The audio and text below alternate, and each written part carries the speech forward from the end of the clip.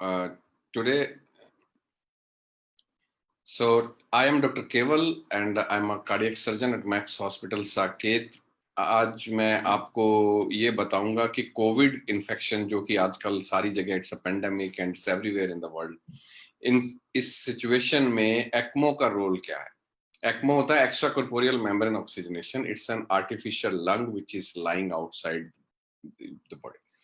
सो जब कोविड का इन्फेक्शन होता है किसी को भी, तो पहले वो गले में होता है, फिर वो लंग्स में जाता है, और जब वो लंग्स में जाता है तो कुछ लोगों को सिर्फ स्वेलिंग ही होती है लंग्स में, जो कई बार पता नहीं चलती है, और most of the patients are asymptomatic, like more than 80% patients are either asymptomatic or a bit fever.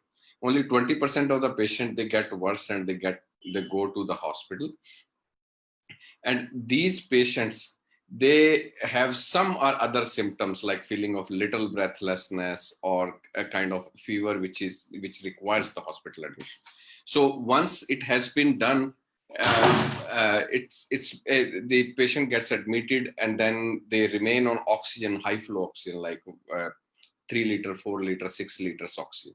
So, and they can maintain a good oxygen saturation, and they are kept under observation that the oxygen saturation should be more than 90%.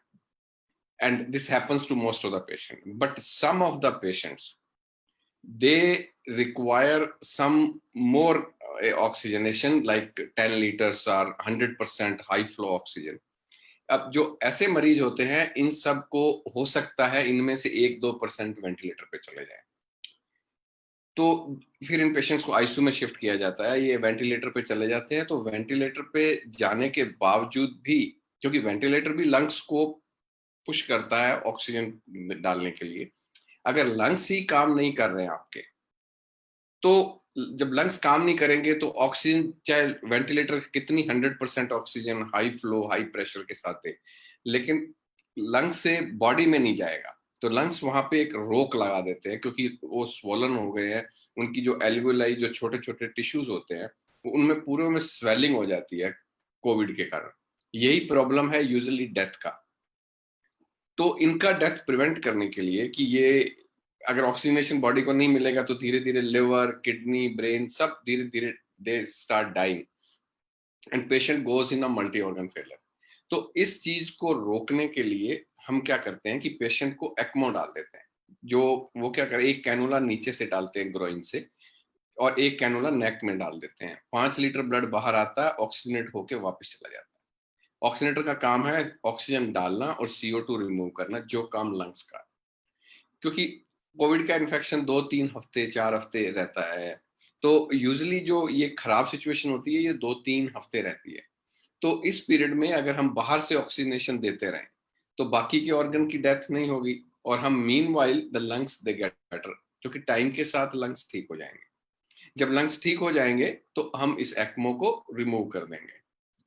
तो ये ECMO works as a lung dialysis, I mean to say respiratory dialysis. जैसे kidney में जब kidney fail हो जाता है तो dialysis करते हैं बीच बीच में, जिससे कि सारा क्रिएटिनिन, ये वो जितना भी मटेरियल होता है वो सारा निकल जाए, जो डर्टी मटेरियल है, जो टॉक्सिक होता है, जो बॉडी को खराब करता है।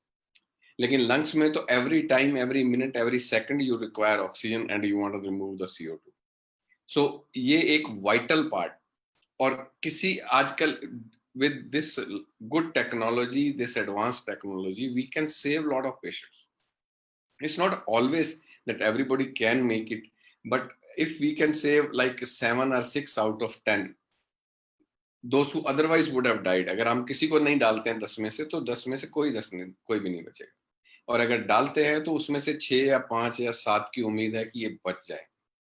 तो ये एक बहुत अच्छी चीज है, जो कि इस कोविड में, ये स्वाइन फ्लू में भी बहुत मरीजों का फायदा किया हमने, और इसमें भी हमने ऑलमोस्ट 120 एक्मो डाले हमारे सेंटर पे। Probably this is the centre with the largest experience in the country. तो मेरे कहने का मतलब ये है कि जब लंग में स्वेलिंग हो जाती है, तो उसको, अब उससे ऑक्सीजनेशन नहीं जा रहा है, तो अगर वो लंग खुद काम नहीं कर रहे हैं तो हम बाहर से दे देते हैं। बाहर से ऑक्सीजन देने से फायदा ये होता है कि आपके बाकी ऑर्गन्स की डेथ नहीं होगी, बाकी ऑर्गन सर्वाइव करेंगे। जब लंग्स ठीक हो जाएंगे तो उसको हटा देंगे, और आपके पेशेंट को एक्मो हटा देंगे, फिर 2-3 दिन बाद वेंटिलेटर हटा देंगे, और फिर पेशेंट घर चला जाएगा. That's how it works. So ECMO has a great role. It used to be used like for cardiac and then lungs and then both cardiac and lungs. So and now because of the COVID, the most of the infection happens to the lungs. So lungs they don't work. To get this happen and don't let the patient die, we put the patient on ECMO so that they can survive. If otherwise, if there's no oxygenation to the body, then they would die because for sometimes lungs are not working and meanwhile the patient dies. तो हम एक we are buying time. ECMO खुद ठीक नहीं करेगा COVID infection को, but we are buying time to treat the COVID infection.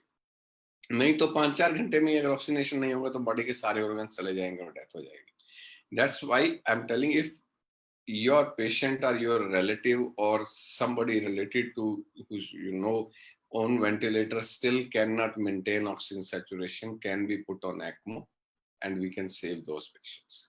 मेरा आज का कहने का यही मतलब है कि अगर जो पेशेंट पहले तो घर पे नॉर्मल रहते हैं सिम्टोमेटिक, फिर उसके बाद एक सेक्शन होता है जो हॉस्पिटल में एडमिट हो जाते हैं लेकिन उनको सिर्फ फीवर या लिटिल ब्रेथलेसनेस होता है. जो तीसरा सेगमेंट होता है वो वेंटिलेटर पे चला जाता है. जो चौथा सेगमेंट है वो वेंटिलेटर पे भी मेंटेन नहीं कर रहा, तो हमारे पास उसके लिए भी ऑप्शन है, advance therapies to control the oxygenation and giving oxygen from outside as an artificial lung. So इसको बोलते हैं ECMO. सो मैं आज के लिए इतना ही बोलूंगा. अगर किसी को कोई क्वेश्चंस पूछने हो तो I am more than happy to answer those. Thank you very much for listening to